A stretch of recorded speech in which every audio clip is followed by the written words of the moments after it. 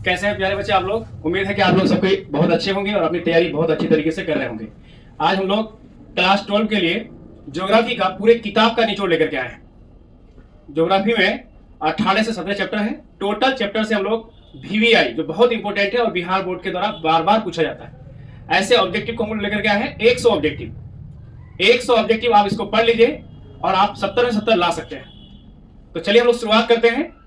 बहुत ही महत्वपूर्ण आज का वीडियो है, जरूर लास्ट तक देखिएगा और हम लोग के साथ वीडियो के लास्ट तक बने रहिए। आपका 100 में कितना स्कोर हो रहा है कमेंट बॉक्स में जरूर कमेंट कीजिएगा। आपका एक कमेंट, आपका एक लाइक हम लोगों के उत्साह को बढ़ाता है और हम लोगों को और बेहतर करने के लिए प्रेरित करता है।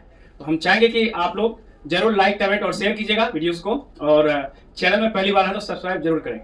तो चलिए पहला क्वेश्चन लेते हैं हम लोग। पहला क्वेश्चन है, भारत में सबसे पहली जनगणना कब हुई थी? तो भारत में सबसे पहली जनगणना 1872 ईस्वी में हुई थी। इसका सही आंसर है ऑप्शन बी। ऑप्शन बी इसका सही उत्तर है। दूसरा प्रश्न है, भारत में नियमित यानी दशकीय का मतलब होता है 10 साल में एक बार। 10 साल में एक बार, ठीक है। 10 साल में क्या? एक बार दशकीय। तो दशकीय जनगणना की शुरुआत कब हुई थी? तो इसका आंसर वही होगा 1881। याद रखिएगा 1881, यानी 10 साल में पहली बार जनगणना हुई थी 1872। पहली बार जनगणना अगर पूछा जाएगा प्यारे बच्चों, पहली बार जनगणना कब हुई थी? तो इसका लिखिएगा जनगणना कब? 1872 कहेगा 10 साल वाला, क्योंकि आपको पता है हमारे देश भारत में 10 साल पर जनगणना होती है। जैसे 2011 में जनगणना हुई है तो उसके बाद अब तक जनगणना नहीं हुई है। हम लोग जो किताबें पढ़ते हैं वो सारे आंकड़े 2011 के अनुसार पढ़ते हैं। कुछ ऐसे किताब है जहां पर अपडेट होता है, जैसे उसमें से कुछ प्राइवेट किताब है जो आप लोग पढ़ रहे हैं, नहीं तो नॉर्मली हम लोग क्या 2011 के आंकड़े को ही हम लोग पढ़ रहे हैं। इसका सही आंसर है ऑप्शन बी। 2011 ईस्वी की जनगणना के अनुसार बिहार की कुल जनसंख्या कितनी थी? 2011 के अनुसार प्यारे बच्चों, तो इसका सही आंसर हो जाएगा ऑप्शन बी 10.41 करोड़, यानी 10 करोड़ 41 लाख इसकी जनसंख्या 2011 के अनुसार थी। हालांकि अब लगता है कि बहुत ज्यादा बढ़ गया होगा, 15-16 करोड़ के आसपास तो आ ही गया होगा, या कम से कम 12-13 करोड़ के आसपास तो आ ही गया होगा जनसंख्या। तो हम लोग जो जैसा कि आपको बताए कि हम लोग जितने भी आंकड़े किताब में पढ़ते हैं वो 2011 के अनुसार पढ़ते हैं। 10 साल में जनगणना एक बार होती है। चौथा प्रश्न है, निम्नलिखित राज्यों में किसकी जनसंख्या सर्वाधिक है?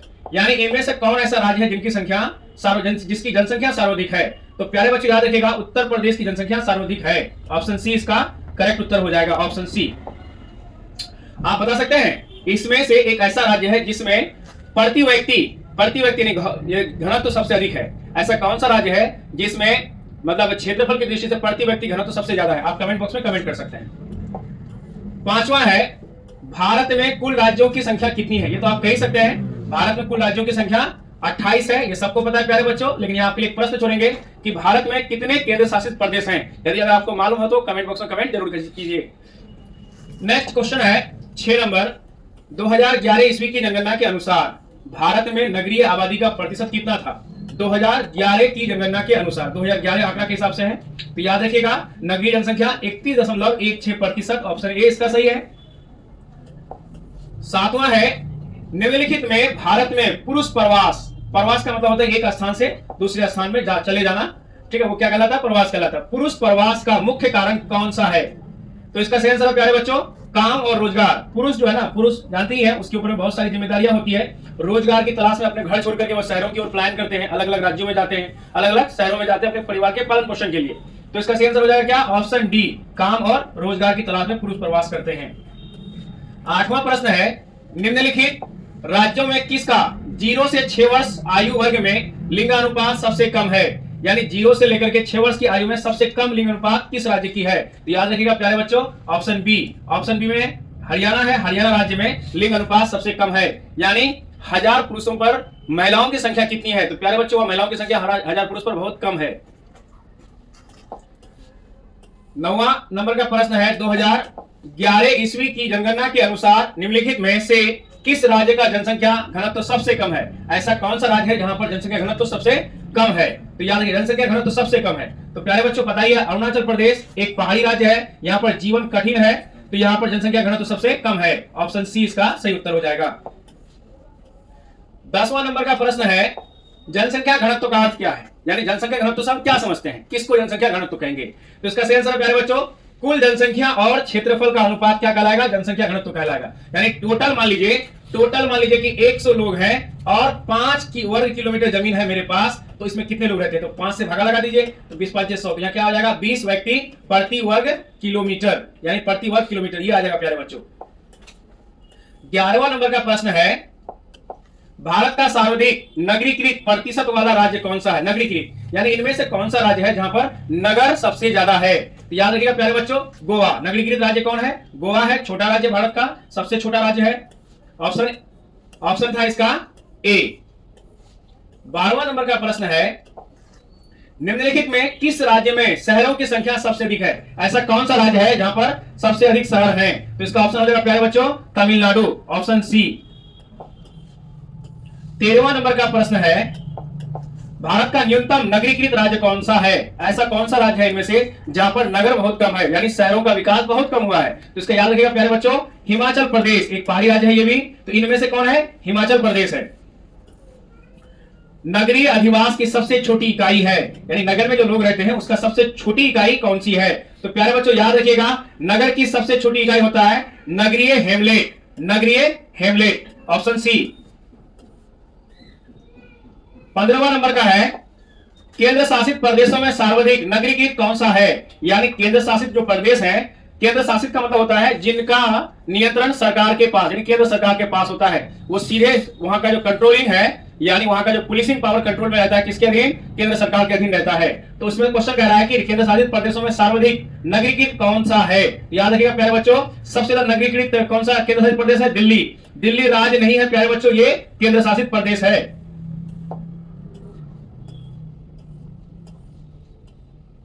16वां प्रश्न है भारत में चावल का सबसे बड़ा उत्पादक राज्य कौन सा है, भारत में कौन सा राज्य में चावल सबसे अधिक उत्पादन किया जाता है। तो प्यारे बच्चों सबको पता होगा पश्चिम बंगाल। पश्चिम बंगाल के लोग चावल बहुत पसंद करते हैं और चावल के साथ मछली बहुत पसंद करते हैं।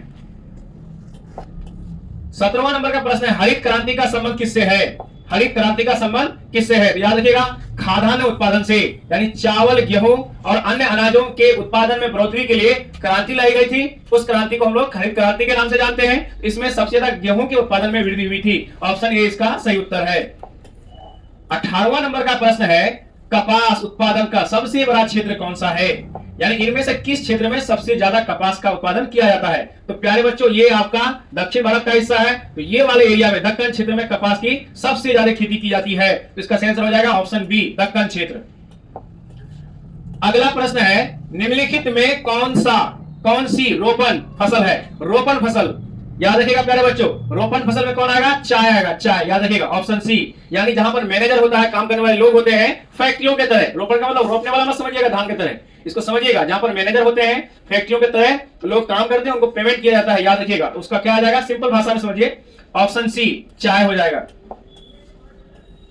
निम्नलिखित में कौन सी खाद्य फसल है, खाद्य फसल खाने वाली फसल, खाद्य फसल जिसका उपयोग हम लोग करते हैं, मक्का, कॉफी, गन्ना या चुकंदर, यानी जिसको भोजन के तौर पर यूज किया जाता है। मक्का ये कौन है, खाद्य फसल है। 21वां नंबर का प्रश्न है निम्नलिखित में किस राज्य में नहरों द्वारा सर्वाधिक सिंचाई की जाती है, नहरों द्वारा सर्वाधिक सिंचाई की जाती है। तो सबसे ज्यादा नहर के द्वारा सिंचाई जो है ना प्यारे बच्चों याद रखिएगा उत्तर प्रदेश में की जाती है, ऑप्शन बी इसका सही हो जाएगा। अगला प्रश्न है 22 नंबर भारत में उपलब्ध जल संसाधनों का सर्वाधिक उपयोग किस क्षेत्र में किया जाता है। तो भारत में जल का जो है ना सबसे ज्यादा उपयोग जानते हैं किसके लिए किया जाता है, कृषि कार्य के लिए किया जाता है, ऑप्शन ए इसका सही है। 23वां में आइए भारत के किस राज्य में सर्वाधिक सिंचाई नलकूपों से होती है, यानी नलकूप का उपयोग सिंचाई के लिए करते हैं। उत्तर प्रदेश में नलकूप का उपयोग सिंचाई के लिए बहुत ज्यादा करते हैं, ऑप्शन डी इसका सही उत्तर है। 24वां प्रश्न है इंदिरा गांधी नहर का उद्गम स्थल कौन सा है। इंदिरा गांधी जो नहर है वो कहां से इसकी शुरुआत होती है। तो प्यारे बच्चों याद रखिएगा इंदिरा गांधी नहर की शुरुआत होती है हरिके बैराज से शुरुआत होती है। 25वां नंबर का प्रश्न है हरियाली योजना किससे संबंधित है, हरियाली योजना किससे संबंधित है। तो याद रखिएगा जल प्रबंधन से, किससे, जल से ही तो हरियाली होगा, बस ऐसी याद है, जल से क्या होगा, हरियाली होगा, ऑप्शन ए इसका सही है।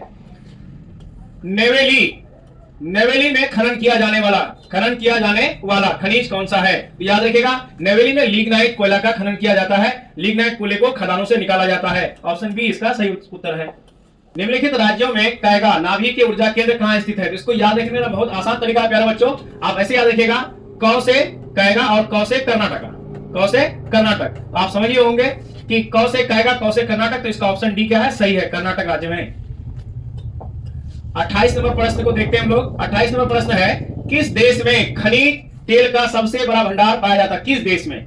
इनमें से किस देश में खनिज तेल का सबसे ज्यादा भंडार पाया जाता है? तो याद रखिएगा प्यारे बच्चों, इसमें सबसे ज्यादा कहां है? सऊदी अरब। कहां? Saudi Arab. Option D, option D. 29वां नंबर का प्रश्न है, बालाघाट। बालाघाट जानते हैं आप लोग किसके लिए प्रसिद्ध है? मैग्नीज के लिए। बालाघाट मैग्नीज क्षेत्र किस राज्य में स्थित है? तो याद रखिएगा, बालाघाट कहां पर है? मध्य प्रदेश में। ऑप्शन ए इसका सही उत्तर है। 30वां नंबर का प्रश्न है, भारत का पहला परमाणु ऊर्जा स्टेशन कहां स्थापित किया गया था? भारत का पहला परमाणु ऊर्जा यानी परमाणु से ऊर्जा बनाने के लिए संयंत्र स्थापित कहां पर सबसे पहले किया गया था? याद रखिएगा प्यारे बच्चों, कहां पे? तारापुर में। Tarapur, option C. चलिए आप एक कमेंट में जरूर बताइएगा अगर आप वीडियो लास्ट तक देख रहे होंगे तो, तारापुर किस राज्य में है? तारापुर किस राज्य में? आप इसको क्लास 10 में भी पढ़े होंगे। 31वां प्रश्न है, किस राज्य में कागज की सर्वाधिक मिलें स्थित हैं? तो याद रखिएगा, कागज की सर्वाधिक मिल कहां पर स्थित है? महाराष्ट्र में। ऑप्शन सी इसका सही उत्तर है। 32वां नंबर का प्रश्न है, steel authority of India limited यानी SAIL, steel authority of India limited की स्थापना कब हुई थी? तो याद रखिएगा, steel authority of India limited की स्थापना 1974 ईस्वी में हुई थी। ऑप्शन सी इसका करेक्ट आंसर है। 33वां नंबर का प्रश्न है, चुनार किस उद्योग के लिए प्रसिद्ध है? चुनार किस उद्योग के लिए प्रसिद्ध है? तो याद रखिएगा, चुनार जो है ना, सीमेंट उद्योग के लिए प्रसिद्ध है। ऑप्शन डी इसका सही है। अगला प्रश्न है, निम्नलिखित में से कौन सा उद्योग भारत के लिए सर्वाधिक विदेशी मुद्रा अर्जित करता है? यानी कौन सा ऐसा उद्योग है इनमें से, यहाँ पे जो ऑप्शन उसमें से भारत के लिए विदेशी मुद्रा यानी दूसरे देशों की मुद्रा? प्यारे बच्चों, पता है देश का विकास या देश का विकसित होना किस पर डिपेंड करता है? उस देश के पास कितना सोना और कितना विदेशी मुद्रा है। जिस देश के पास जितना ज्यादा सोना होगा और जितना ज्यादा विदेशी मुद्रा होगा, दूसरे देशों का मुद्रा यानी दूसरे देशों का चलने वाला रुपया, वो देश उतना ही क्या होगा? विकसित होगा। तो याद रखिए, इनमें से किस में भारत को सबसे ज्यादा विदेशी मुद्रा प्राप्त होता है? तो ऑप्शन बी। चाय का हम लोग बहुत ज्यादा क्या करते हैं? निर्यात करते हैं, तो इसलिए ऑप्शन बी इसका सही होगा। अगला प्रश्न है, भिलाई इस्पात संयंत्र किस राज्य में स्थित है? तो भिलाई प्यारे बच्चों छत्तीसगढ़ में स्थित है। ऑप्शन ए इसका सही उत्तर है। 35वां के बाद 36वां नंबर है, किस पंचवर्षीय योजना?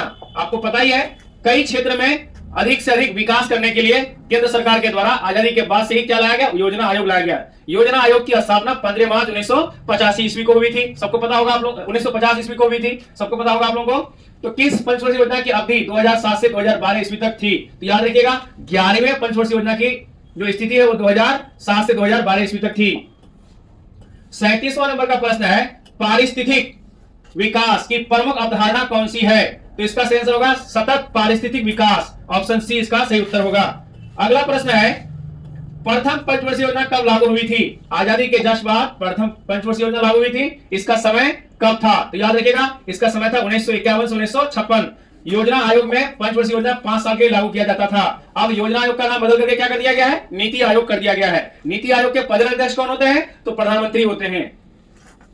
39वां नंबर का प्रश्न है, पंचवर्षीय योजना का मुख्य उद्देश्य क्या था? पंचवर्षीय योजना का मुख्य उद्देश्य था आर्थिक विकास। क्या? आर्थिक विकास। देश में आर्थिक विकास कैसे लाया जा सके? ऑप्शन बी इसका सही उत्तर है।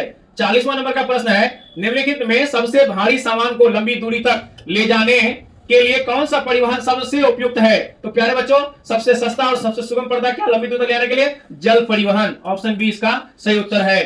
41वां नंबर का प्रश्न है, भारतीय रेल की शुरुआत कब हुई थी? तो इसका सही उत्तर सबको पता ही होगा आप लोगों को, 1853 ईस्वी में मुंबई से ठाणे तक 34 किलोमीटर।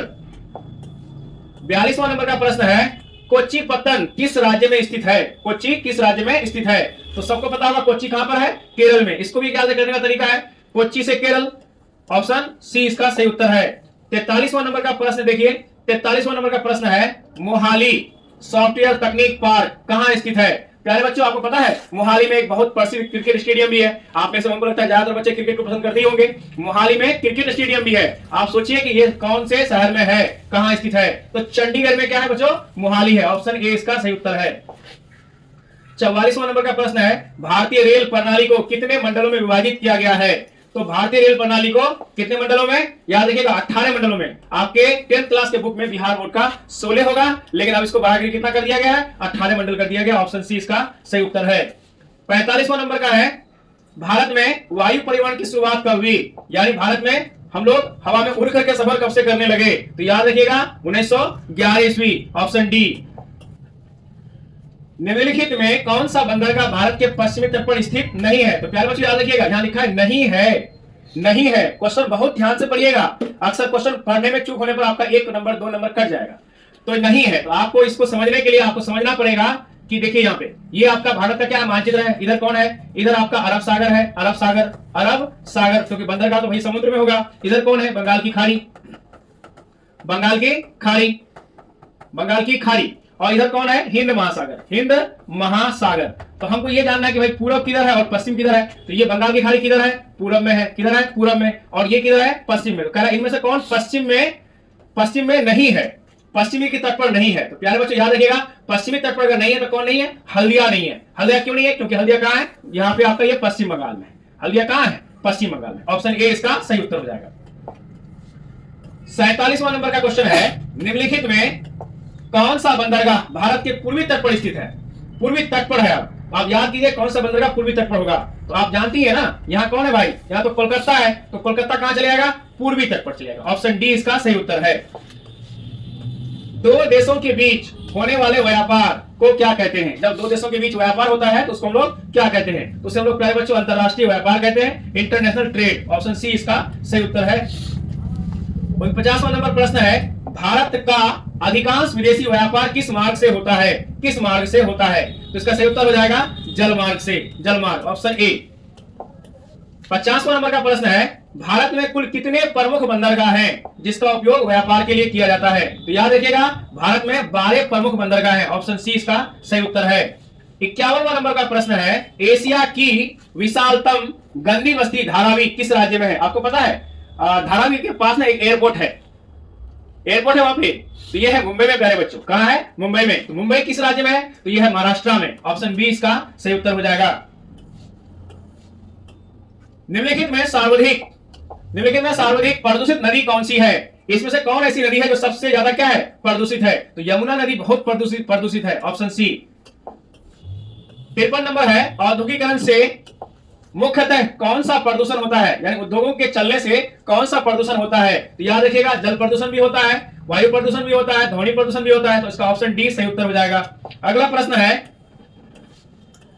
मृदा अपरदन। मृदा अपरदन का अर्थ अगर आप नहीं जानते हैं तो आप जान जाइए। मृदा अपरदन का होता है मिट्टी कटाव। मृदा का अर्थ हो गया मिट्टी, और अपरदन का अर्थ होता है कटाव। अपरदन का अर्थ क्या होता है? कटाव। यानी मिट्टी कटाव का मुख्य कारण क्या है? तो प्यारे बच्चों इनमें से सभी है मुख्य कारण किसका? मिट्टी कटाई का। ऑप्शन डी इसका सही उत्तर होगा। वन विनाश, जंगल काटिएगा तो मिट्टी कटेगा। पशुचारण, पशु अगर जंगल को चढ़ जाएगा तो वहां से भी मिट्टी कट जाएगी। और खनन, खुदाई करते हैं तो भी क्या होता है? मिट्टी कटाव होता है। तो इसका आंसर हो जाएगा ऑप्शन डी सही उत्तर हो जाएगा। निम्नलिखित में किस प्रदूषण से सर्वाधिक बीमारियां होती है? तो इसका सेंस होगा प्यारे बच्चों वायु प्रदूषण। देखिए बुक में कभी कभी क्या आता है या ऐसे क्या आता है, जल प्रदूषण आ जाता है। लेकिन अभी जो है ना नए आंकड़ों के अनुसार दुनिया में सबसे ज्यादा जो प्रदूषण जो माना गया है, मतलब बीमारियों का जो कारण माना गया, किसको माना गया है? वायु प्रदूषण को माना गया है। ऑप्शन बी इसका सही उत्तर हो जाएगा। जल प्रदूषण के लिए सर्वाधिक उत्तरदायी, जल प्रदूषण के लिए सर्वाधिक उत्तरदायी कारण कौन सा है? किस कारण जल प्रदूषण सबसे ज्यादा होता है? तो औद्योगिक कचरे जो है ना, इसकी वजह से जल प्रदूषण सबसे ज्यादा होता है। Option D. हालांकि इनमें सब है, कह रहा है कि सर्वाधिक यानी सबसे ज्यादा कौन? तो औद्योगिक अपशिष्ट। निम्नलिखित में से कौन सा जल जन्य रोग है? यानी इनमें से कौन सा रोग है जो जल से फैलता है? तो अतिसार जो है ना ये जल से फैलता है। Option B. ऑप्शन बी इसका सही उत्तर है। प्रतिकर्ष यानी अपकर्ष यानी पुल कारक किसके लिए उत्तरदायी होते हैं? किसके लिए उत्तरदायी होते हैं? ये किसके लिए होते हैं? प्रवास के लिए। प्रवास का मतलब एक स्थान से दूसरे स्थान। प्रतिकर्ष का मतलब कुछ लोग का चले जाना, और पुल का मतलब क्या होता है? आ जाना। तो जाना और आना ये किसके लिए होता है? प्रवास के लिए। ऑप्शन डी इसका सही उत्तर होगा। 59 नंबर है, निम्नलिखित में से कौन सा अम्ल वर्षा का मुख्य कारण है? अम्ल वर्षा के लिए कौन सा मुख्य कारण है? तो वायु प्रदूषण की वजह से ही क्या होता है? अम्ल वर्षा होता है। ऑप्शन सी इसका सही उत्तर है। 60 नंबर है, राष्ट्रीय नियोजन समिति का गठन कब किया गया था? राष्ट्रीय नियोजन समिति का गठन 1938 ईस्वी में किया गया था। ऑप्शन बी सही उत्तर है। 61 नंबर है, कोयला, पेट्रोल और डीजल आदि किस प्रदूषण के स्रोत हैं? तो ये सबको पता है, कोयला, पेट्रोल, डीजल से क्या होता है? ये आपका वायु प्रदूषण होता है। ऑप्शन डी इसका सही उत्तर है। निम्नलिखित में से अधिक ध्वनि प्रदूषण का कारण कौन है? ऐसा कौन से कारण से सबसे ज्यादा ध्वनि प्रदूषण होता है? तो इसका सही आंसर होगा जेट उड़ान, है ना। जितना भी हवाई जहाज वगैरह या फिर लड़ाकू विमान वगैरह उड़ता है तो उसकी वजह से सबसे ज्यादा क्या होता है? ध्वनि प्रदूषण होता है, क्योंकि उससे आवाज बहुत निकलता है बच्चों। 63 नंबर है, औद्योगिक मलबे से सर्वाधिक रासायनिक प्रदूषण किस उद्योग से होता है? तो सबसे ज्यादा जो है ना सर्वाधिक रासायनिक प्रदूषण होता है तो वो किससे होता है? याद रखिएगा इसमें आप लोग, चमड़ा उद्योग से। किस उद्योग से? चमड़ा उद्योग से। Option B. 64 नंबर है, किस देश में सर्वाधिक अम्लीय वर्षा होती है? ऐसा कौन सा देश है जिसमें सबसे ज्यादा अम्लीय वर्षा होती है? तो नॉर्वे में सबसे ज्यादा अम्लीय वर्षा होती है। Option A. 65 नंबर है, भारत का सर्वाधिक प्रदूषित नगर कौन सा है? इनमें से कौन सा नगर भारत का सबसे ज्यादा प्रदूषित है? तो दिल्ली सबसे ज्यादा प्रदूषित है। Option C. भारतीय कहवा कॉफी का सबसे बड़ा ग्राहक देश कौन सा है? भारतीय कॉफी सबसे ज्यादा कौन सा देश खरीदता है? तो याद रखिएगा प्यारे बच्चों, इटली सबसे ज्यादा भारतीय कॉफी को खरीदता है। Option A. वर्ष 2010 से 11 में निम्नलिखित में से कौन सा देश भारत का सबसे बड़ा व्यापारिक साझेदार था? यानी व्यापार भारत के साथ सबसे ज्यादा होता था 2010 और 11 के आंकड़े के अनुसार। तो इसका सही आंसर हो जाएगा ऑप्शन डी, संयुक्त राज्य अमेरिका, यानी USA, United states of America. Paradip बंदरगाह किस राज्य में स्थित है? तो पारादीप बंदरगाह उड़ीसा में स्थित है। ऑप्शन सी इसका हो जाएगा। 69 नंबर है, उदारीकरण के बाद किस वस्तु का निर्यात सर्वाधिक बढ़ा है? उदारीकरण के बाद किस वस्तु का निर्यात सर्वाधिक बढ़ा है? तो याद रखिएगा, उदारीकरण के बाद इनमें से सारे वस्तुओं का निर्यात क्या हुआ? बढ़ा है। ऑप्शन डी हो जाएगा, इनमें से सभी। 70 नंबर है, निम्नलिखित में कौन सा बंदरगाह, निम्नलिखित में से कौन सा बंदरगाह भारत के पूर्वी तट पर स्थित है? तो कौन सा बंदरगाह भारत के पूर्वी तट पर स्थित है? तो याद रखिएगा, ये जो है ना चेन्नई कौन से तट पर है? पूर्वी तट पर स्थित है। सीमेंट का मुख्य घटक क्या है? यानी सीमेंट किससे बनता है? तो याद रखिए प्यारे बच्चों, चूना पत्थर से क्या बनता है? सीमेंट बनता है। ऑप्शन बी इसका सही हो जाएगा। टिस्को, TISCO, टिस्को संयंत्र किस के निकट स्थित है?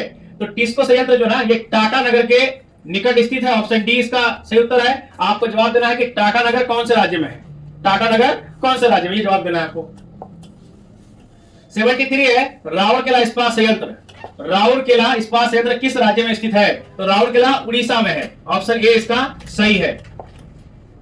74 नंबर है, छत्तीसगढ़ में कोरबा किस कारण प्रसिद्ध है? कोरबा, छत्तीसगढ़ का कोरबा किस कारण प्रसिद्ध है? तो ये एल्यूमिनियम उद्योग के कारण क्या है? प्रसिद्ध है। Option B. बिहार में डालमिया नगर किस उद्योग के लिए प्रसिद्ध है? तो याद रखिएगा, बिहार में डालमिया नगर सीमेंट उद्योग के लिए प्रसिद्ध है। Option D.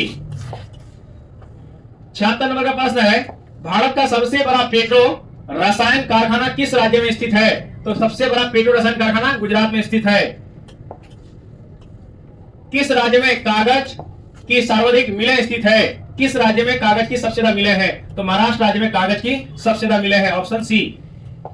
78 है, steel authority of India limited SAIL की स्थापना कब हुई थी? तो इसकी स्थापना 1974 ईस्वी में हुई थी। Option C.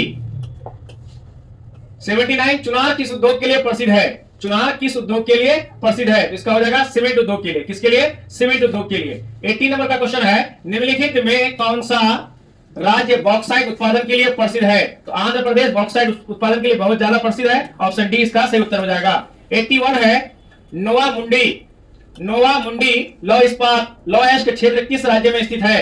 तो ये झारखंड में है। नोवा मुंडी कहां है? झारखंड में। ऑप्शन सी इसका सही उत्तर है।